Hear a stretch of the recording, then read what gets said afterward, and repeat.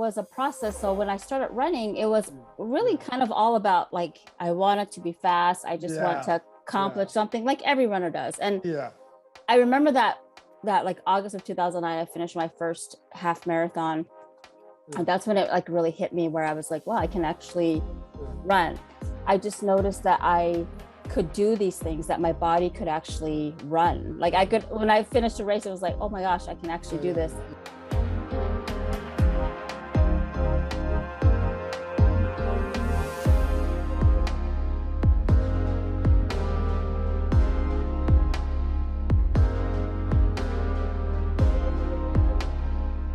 Hello, family.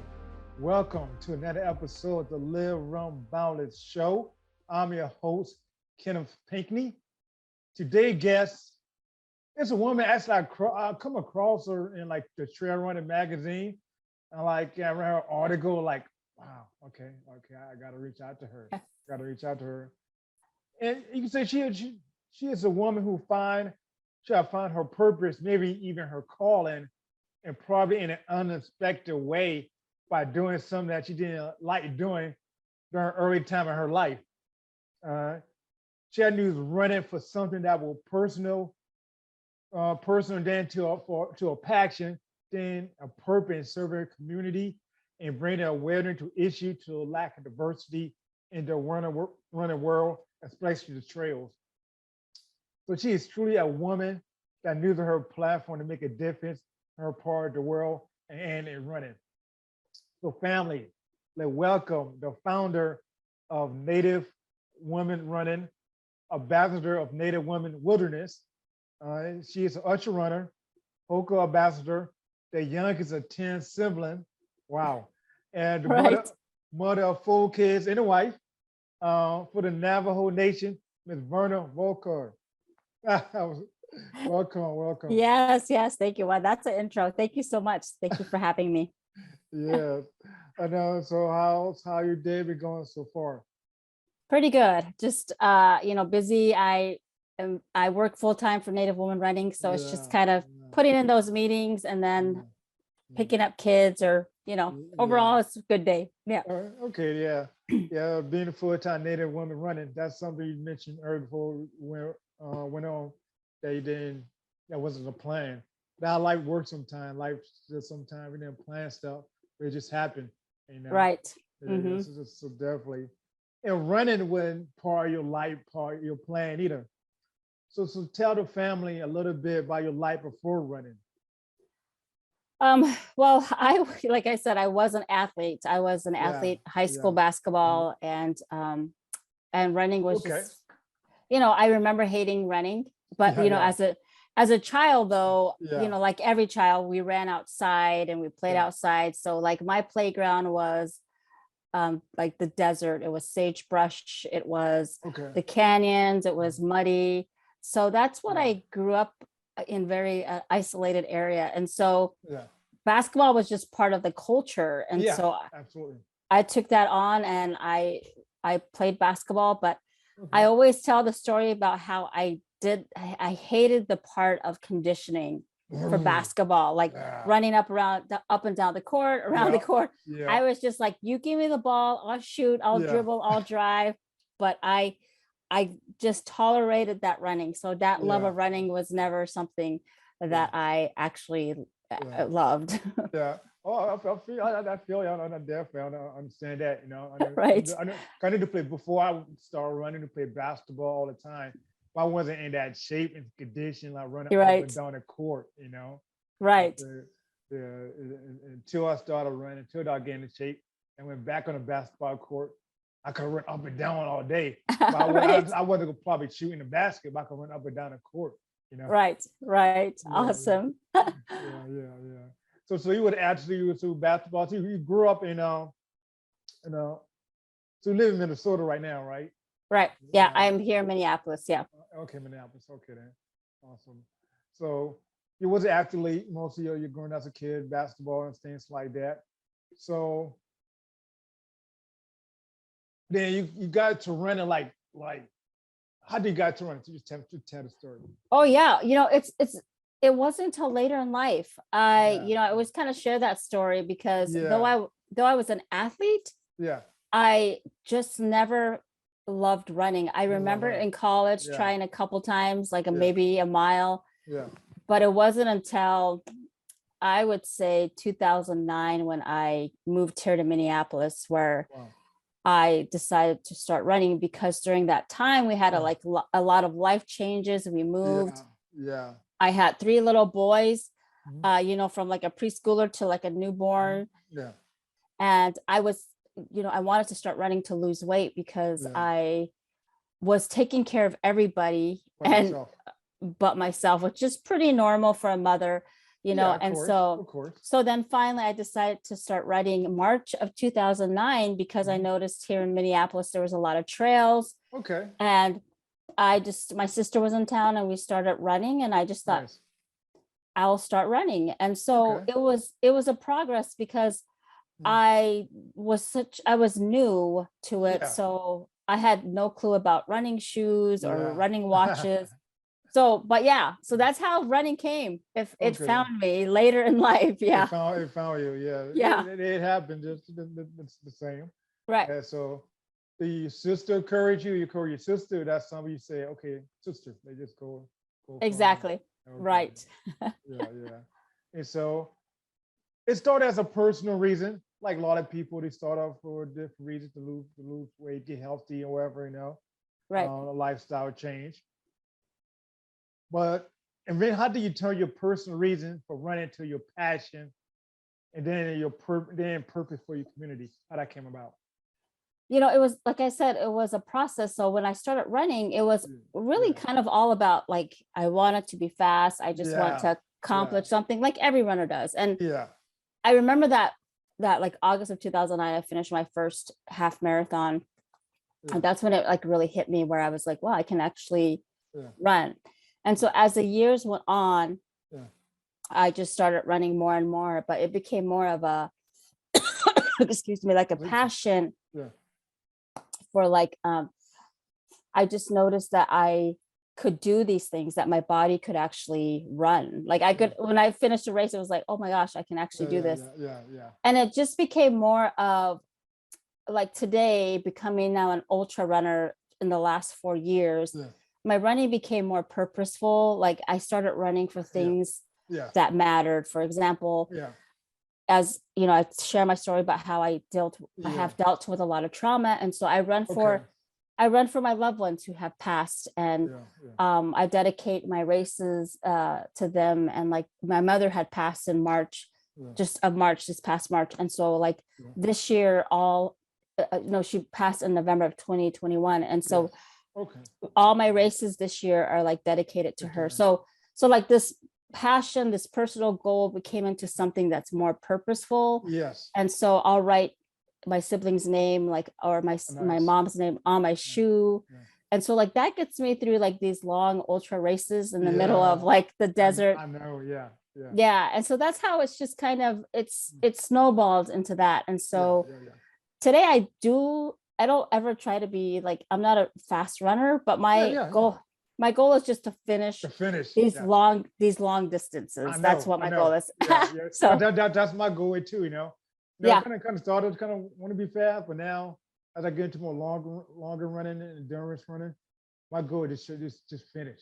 You know, exactly. The finish, no matter how long it takes. As I get it for the cutoff time. Right. Exactly. That's how I am. Yeah. So the finish. So definitely, I understand. So, how long did it take that process? You know, from just doing the personal reason to like your passion, purpose? How long? You know, would take some years, forever. You know, it's taken a while. I mean, like 13 years. I've been running for 13 years. 13 years. Okay.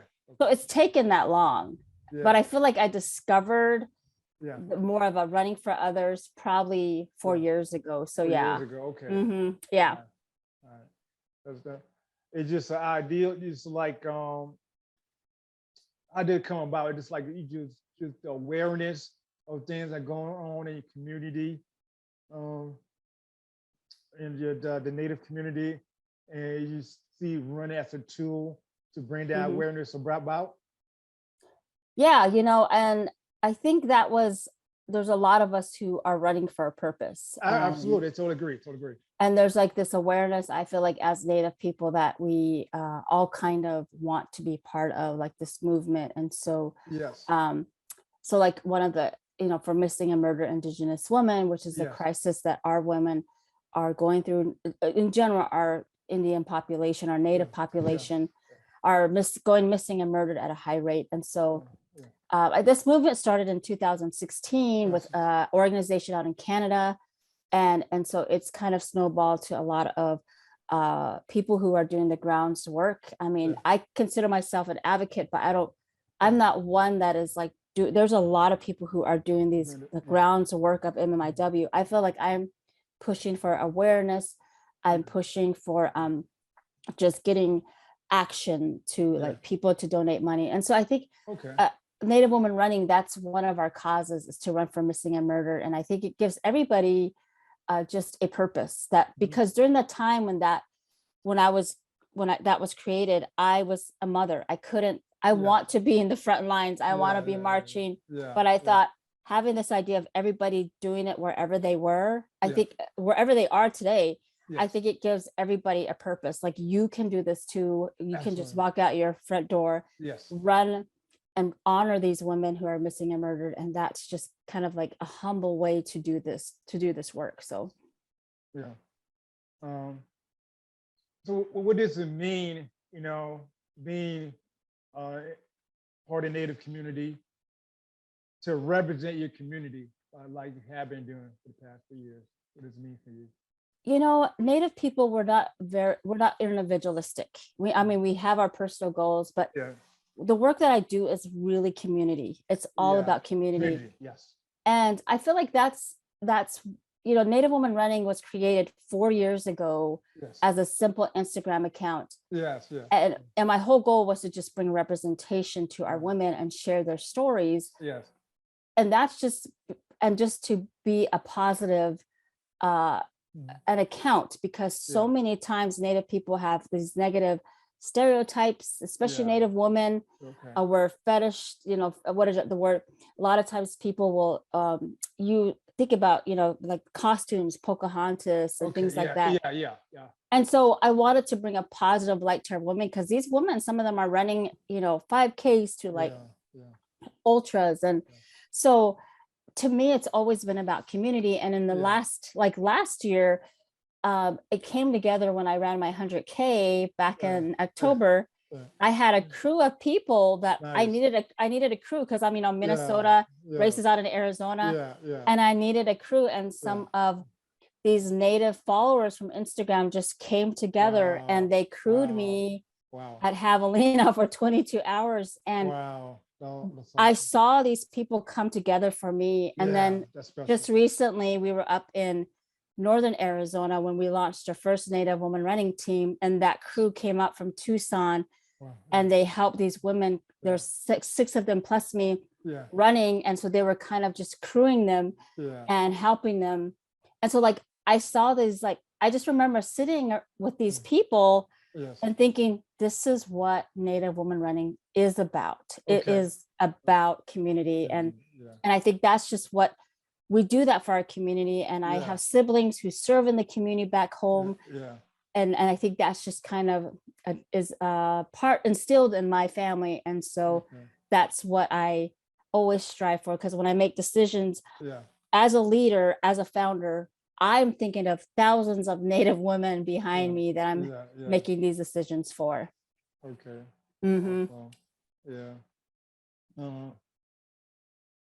So it came a long way since you first started, and I see on Instagram, like, you're the Native women running Instagram, pretty nice following.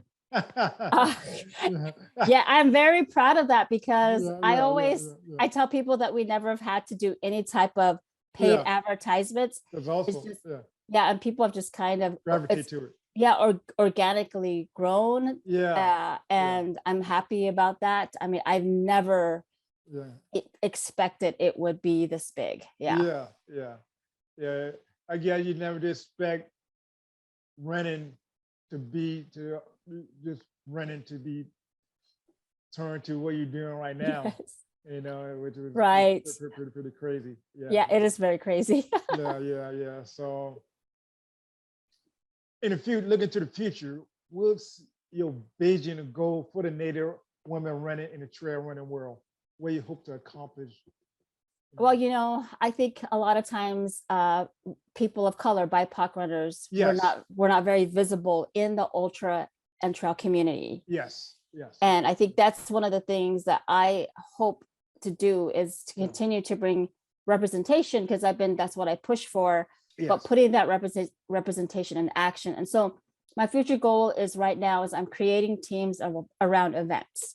Okay. So like we just ran Antelope Canyon, and now I have 3 girls running the Boston Marathon. Oh, nice. And then I'll have 3 women who are running Javelina. And then I got 2 spots for the Trans Rocky. And so I do a lot of behind the scenes work of just talking to race directors, saying we want to be at these races, especially races that you don't see people of color.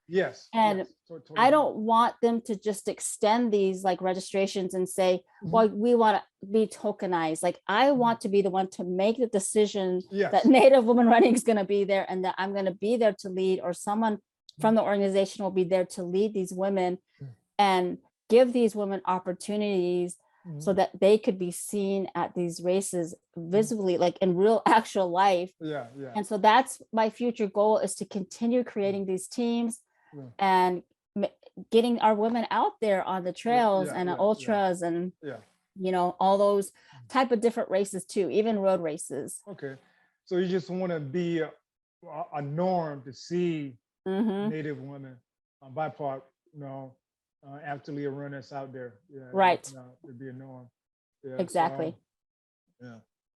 So what does it take? I know it takes a lot of work. It just really like just it takes a lot of effort, to make that happen.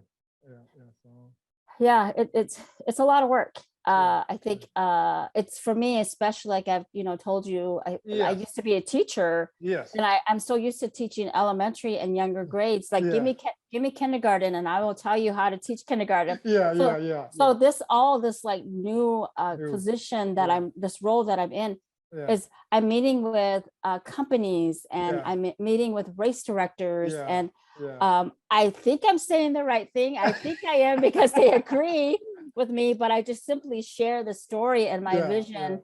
And so far they've been receptive, and I'm that's awesome. And I've been very honest about past bad experiences that I've had, and that I think one organization, this company that sponsored us recently, I just remember the founder saying to me, we will be in your shadows. Like that was really meant a lot to me as a Native runner, that they were going to be behind the scenes, and that they were going to follow my lead, because I feel like that's what we need more of, is Native people, our Black runners leading these things, because that's how we will find that place of belonging, that our voices will be heard, all that. Absolutely. Conversation with a couple of people this past few days. So, I did some couple of interviews with some other Black ultra trail runners. It's running. It's running, but it's so much more. It is. It's so much more. And with trail running, we got. I know a couple, friends, Black African American that run trails, but it's definitely far in between. Exactly. So this is definitely, and to make a dent on it, it definitely is challenging, but definitely it worth it. It is.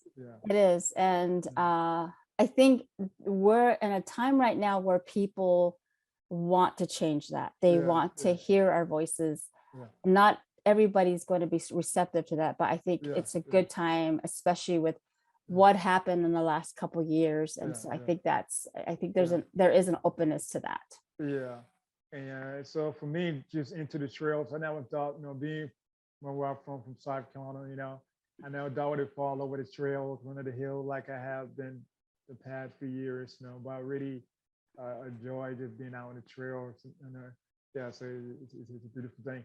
It is. It sure Yeah, is. I love it too. Yeah. and I could share with other people, you know, other blacks, African American, just like, it just, and I know it's not flashy, maybe not make a lot of money, because we talk about basketball, stuff like that, Right. but, or like, just road racing or whatever, but trail, is something that, Yeah. we really don't do, but Exactly. we could do, Exactly. So true. Yeah. Yeah. So it's definitely. Yeah. So in 2019, I know you mentioned earlier about the miss and the murder of Indigenous woman. And tell the family how you come about putting that event together and the impact it had on your community. Yes. There was, like I said, the movement started in 2016. 2016, okay. Yeah, 2016. But during that time, I think it was like 2019, I was an ambassador for Red Earth Running Company, which is the only like native running company during that time. Okay.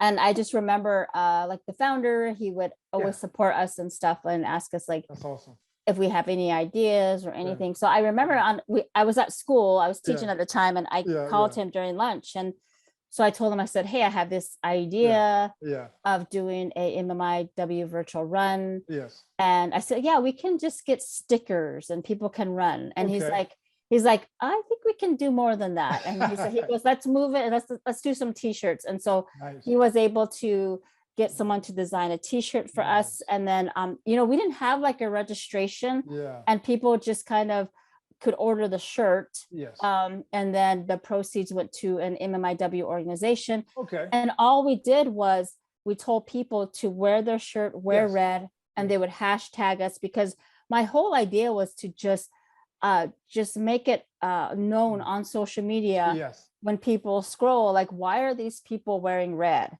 And so then people could feel like they were part of this movement, and they could run virtually anywhere, anytime, any miles on that day and bring awareness to this. And so it got pretty big. I mean, I can't remember the full numbers, but I just remember I was reposting so much that day.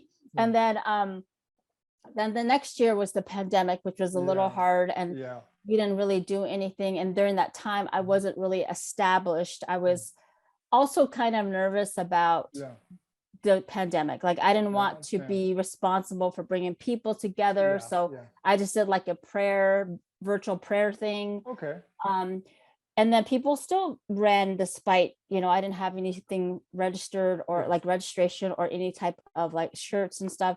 So then the next year, which was last year, 2020, was it 2020? Yeah.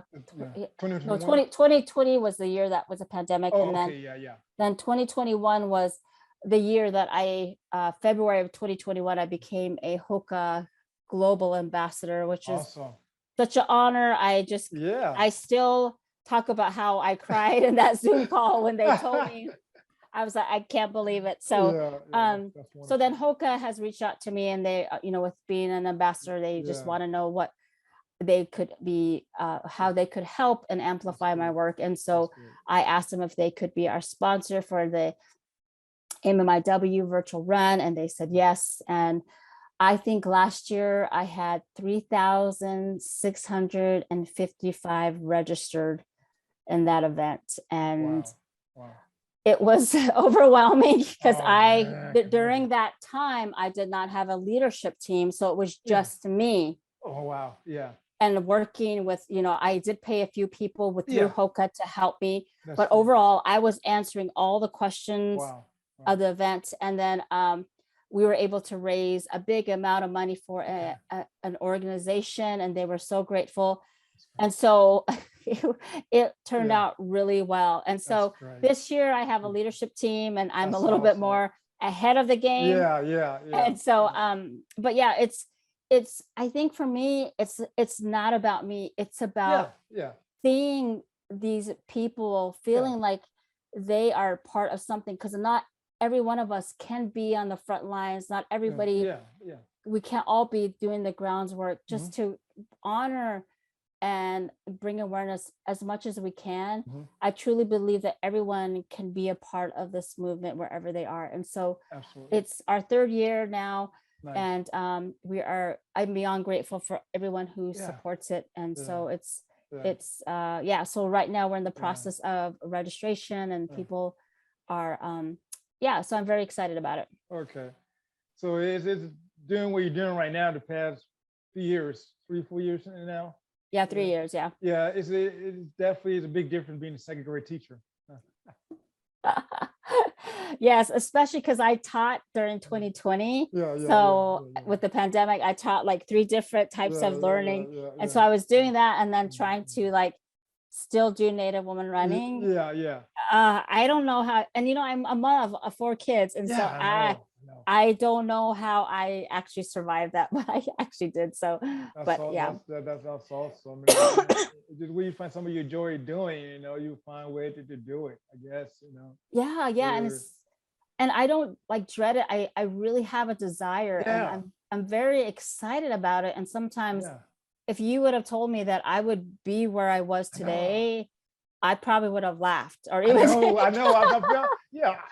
I could relate somewhat, even though I do a long way to go and what I want to do, what I want to accomplish. Right. But to do what I'm doing the past couple of years, I never thought I'd been doing, like my personal reason for running, doing training, because I've been trying to lose weight because I failed my Navy weigh-in. But over the years, it turned to something else, Right. To like a crazy ideal. Right. Because somebody, recorded me, and everything just Yeah, it's exciting. It's exciting. Yeah. So definitely. Right. That's a great story. And and speak of the support of the Native running community or running store, the Radar running store. And so it's just still around today. Is it still around? Is it still around? It is. And they've been pretty quiet lately. I know, like the founder, they have toddlers, and she's getting her, the wife is getting her PhD. And so nice. So they've always been supportive. I feel like they started I definitely could say they kind of started this whole like running company. And then like all these other people like branched out from them. And I was telling the founder, I said, you actually kind of paved the way for all of us. And so I think they're the type of people that once you're on, like they'll encourage you, but then once they see your gifts, they're like, you go ahead and do it. Right. You are on your on your own, and you're fine without us. And so it's like they kind of start you in that way. And so I'm always grateful for all they've done for me. And so they're really wonderful people. Okay then. So they were the first Native running store, right? Yeah. So are there more now? Are there more since they're... Yeah, well, they've always been a store, but they also were able to earlier. I remember them like hosting some in-person events. Okay. They've done some virtual events, and so. Okay. Now we talk about the community. So what are your personal running goals? Do you have any personal running goals coming out? Yes. So I, as I mentioned before, I finished 100K. And so, so I thought, hey, that's it, that's all. So I decided with my coach, because my coach is from Germany, actually. And he's been coaching me for 4 years, and I met him through Instagram. And so he's like an ultra, he's actually a good ultra runner. And so he sends me plans, like through, he email and make sure that I'm, he knows my issues that I have. And so, he's in Germany. It's kind of funny because like when I'm running and, in the middle of the desert, the time zone difference, of course, like, so anyway, so like if I message him, he's probably sleeping, like he is up, like making sure that and he'll warn me. He's like, warn me like, hey, I'm going to be sleeping for 5 hours. I'll check on you in 5 hours. And so like, that's been so great of him to do that. No. Yeah. And so he's like, kind of asked me like, you should go for the 100-miler at Javelina, which is at Javelina, which I feel like I could do because I know that course. And you know, you do Okay. like three loops, Yeah, and so yeah, I'm like, yeah. oh, I could do 2 more. And Okay. so yeah, and so I'm registered to run that in the fall. And so Oh, I think nice. I feel like after that I cannot go. I think I'll be done doing, Okay. you know, so that is my personal goal, is The just to personal goal. accomplish that. Yeah. So one more time. We're let the last go around. 100 milers. Yeah, 100 Absolutely. mile. I got to Have, remember that. Hope I could, get my wife to allow me to come out there and see you. yeah, we'll have See our you. crew there, and Oh, then yeah, we'll see have, you too. Yeah, yeah. I got a friend in San Diego. She running for the Santa Maderas. I can pronounce the name right. Santa Maderas. So Okay. you see, she mentioned that she saw you and your crew at a race. I know Yeah. this year or last year. I forget which one. Yeah, probably Yeah, this year. probably last year. She saw you. It was really fun. Yeah, I can tell we're going to interview you. Yeah. So yeah. Yeah. That's cool. Yeah. So you have 4 kids, right? Yeah. So everything all said, done. What do you want your kids to know about you? If I've seen that right, how do you want? Yeah. Yeah. Yeah, that's a good question. My kids, you know, there's a few of them that run. I never push my kids because, like, Yeah. I didn't grow up running. I feel like Yeah. especially my older one, has found it on his own, and he does Okay. it for just enjoyment. He Yes. doesn't. But I feel like with my kids and my work that I do, because I'm pretty outspoken Yes. on a lot of things about running in general and how underrepresented we are. Yeah. I'm very vocal about just how the space is created for white people, and Yeah. and just being able to be outspoken and saying Yeah. we belong in this space too. So I really want my kids to know how important it is to stand for others. Yes. Stand for others when you know that it's not equal, or it's not you know, they know their mother is outspoken. They know that, you know, but I want them to know that it's not just it's not about anger, it's not about being selfish, it's just standing for what's right and doing the right thing by creating these spaces and being determined and being you know, outspoken. Now maybe not all of them will be like that, but it's okay to be a voice for yourself, for your people. Absolutely. For others. And so I hope that they will always remember that. And so it's been nice because they've been able to talk about their experiences at school, or and just say that, you know, I didn't agree with this, or, you know, I said, and I really like that. I'm glad my kids, I don't want them to be just in this box. Yes. And being here in Minneapolis, I think we've seen what happened with George Floyd. We've seen all the stuff that happened and why it happened, and why we're here to support the people in this community. Definitely. So that's good. That's a good point. You know, I mean, it's okay to disagree or see something that's wrong. Right. And just to talk about it, and just able to talk and have a voice without getting anger or out to hatred, you know. Exactly. But we live in a world right now, if you disagree with somebody, or you want to have a voice, you know, you may get killed for it, you may get like hatred for it and stuff like that. You know. And so that kind of sad, you know, to think about it, you know.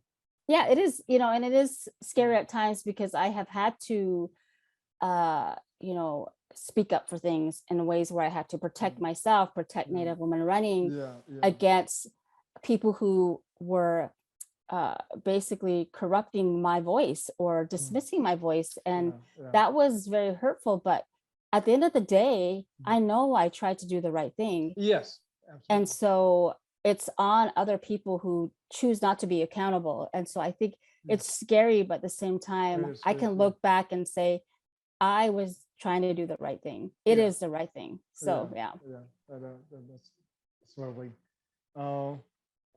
Running a life. I like to compare. I like to contrast. So running in life, you know, I do it on my Instagram account. We're Boundless, you know. So what have running taught you in your journey in life? Oh, so many things. Like physically, I think it's taught me that I can actually run, I'm always surprised when I finish these races, like how my body can actually do this. And you really too, it's really taught me so much about my mental, my strength. Like, how it is, like you're in the middle of running and you're like, you still have like, 15 miles, and it's just, you really have to have these mental games or mental things and exercises in your head to kind of get you through. And so I think that's why I really love endurance running, because it's mental. And it's also really taught me so much about my healing journey, because I grew up, just a lot of trauma. I've lost my parents, I've lost 3 siblings, and just how running has become a way to heal. And I am not a person that is really big into group running. I like to run. I like to run alone. I always say, because I have such a loud house that you want to get away from the noise. Yes, it's like I don't care. And so I love running alone, because it's just this reset, and it releases stress. So it's taught me just so many things, physically to mentally to like I've always been, I'm so grateful for that, and just staying healthy, and for my children. And it's been such a journey in that way. Definitely. I totally agree. I love that. And then coming down to the last question, boundless. What is your boundless motivation and thoughts in a few words? Just, I think anything is possible. Like, and never underestimate what your body, what you can do. And I think too, as a mother of 4 kids who struggle with her weight, and someone who was a non-runner, I always tell people that never underestimate what you can do, because it is possible. I always tell people, if I can run, you can run, I totally agree. Totally agree. So I think that's just one thing that I always remember, is just like, anything is possible. You never underestimate what you can do. So I think those are just really important things that I always remember. Yeah, that's great. You just got to be willing to do it. You got to be willing to, put yourself through it, Right. You may not like it, but once you do it, stick with it, it could be a beautiful thing, It can. It can, for sure. Yep. That's definitely that. I love that. I love this this whole conversation. We have. It was great. Yes. I appreciate your heart. Appreciate just and your sharing. Just what you're doing in your community, and trying to bring awareness, to the issue going in the running world, even outside the running world with the MMIW. The missing, the murder, indigenous, the woman, so doing that also, and using running, just not only for personal reason, but also for a purpose, so definitely, and that's something hopefully I'm striving to do. Also. For sure. So again, thank you, Verna, for joining me in the LiveRunBoundless family. And in case people don't know who you are, and they maybe want to follow you, how they could follow come in contact with you, connect with you. Yes, well, I'm big on Instagram, so my handle is Hojo Runner, which is HOZHO runner, number 4. And so that's my personal account, but people can always follow Native Woman Running. So those are, Instagram is basically my main account that I use. So that's where I post all my running and weirdness. So okay, then also thank you for that, and just thank you for joining us. Thanks for just, it was a straight, definitely. Hopefully we definitely could connect, in person. So, and take part in some of your running event. And I'll see you and your crew. Racing. So it's definitely my goal to get out, and see, see some people, more people. Yes, for sure. Yes. Thank you so much. Yes, thank you. And thank you, LiveRunBoundless family, for joining me on another episode of the LiveRunBoundless show, living a life beyond the boundary that you set on yourself. And then Ms. Verna, she had truly living a life, a life that kind of unexpected, and just pushing the boundary, go over the boundaries, and just really representing her community in a major way. And just what a great example to follow, you know, for young girls to follow, for anybody to follow. I might say that. So thank you for setting that example. And just keep it going. Keep it going. Yes. Well, thank you so much for having me and asking me to come. So Yes, thank you. definitely.